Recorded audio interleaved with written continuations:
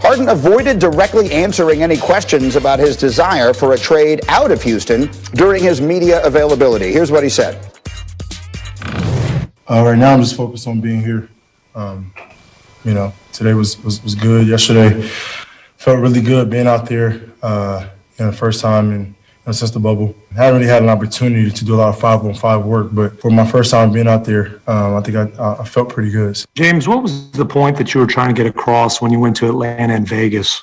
I was just training. What were you training for? The start of the NBA season. How did going to Atlanta and Vegas help you there when the Rockets were starting training camp in Houston? Just my personal trainers. All right, so that's sort of how that went yesterday. And then here was the required reading. If you didn't see the piece from Tim McMahon on ESPN.com, you really need to read it.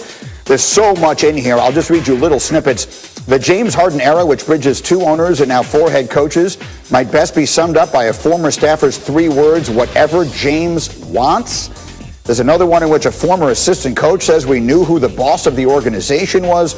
There's another that says if they have multiple days off, James is going to fly somewhere else and party, but he's going to come back and have a 50-point triple-double, so they're okay with it. So much to digest. Again, highly recommend that you go to ESPN.com and read it. In the meantime, here's the big fella. Kendrick Perkins is live with me on Get Up. Big Perk, as you read all of that, what was your reaction to the story about James Harden?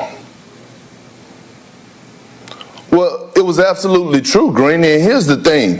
The Rockets gave James Harden an inch and he took a mile. I've been saying this time and time again that James Harden has had more power than any other player in the NBA. And what happened was that he was not involved in the new general manager hire. He was not involved with the new coaching hire. And he was upset. And look, I get it. If he was mad and he wanted a trade, I get that. But you still have to have a level of professionalism and show up to work. And when you do show up to work, you can't show up looking like me. So what happened is that now you're making it hard on the Rockets to trade you because for the simple fact they have no leverage anymore. So things or the packages that teams would have given up 3 weeks or a month ago, they're not giving that same package up right now. And here it is today. I strongly believe that James Harden will start the season as a Houston Rockets, Greeny, because the word around town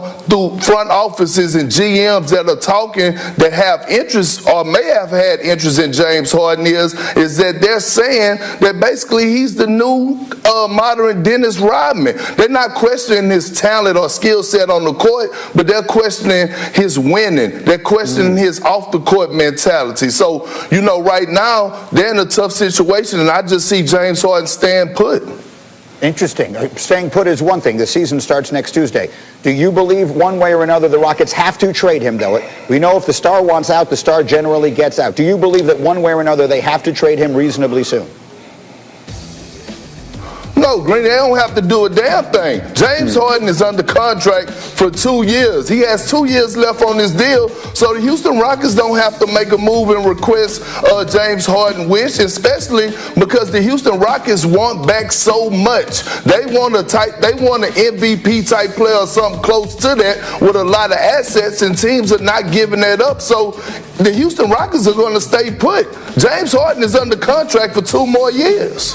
This could get very interesting indeed. And let me tell you, big fella, we have missed you. It is great to see you again. The season starts next Tuesday, and there will be plenty of Kendrick Perkins to go around. Thank you, big fella. We'll see you as the season gets started next week. We'll see what they do. Meanwhile, back to the NFL as we continue next, and another superstar. There's one thing Aaron Rodgers wants before he can get another Super Bowl ring. He will tell you exactly what that is. And then 2 straight losses after starting 11-0. Is it time to panic in Pittsburgh? Wait till you hear what Big Ben has to say. That's on the way.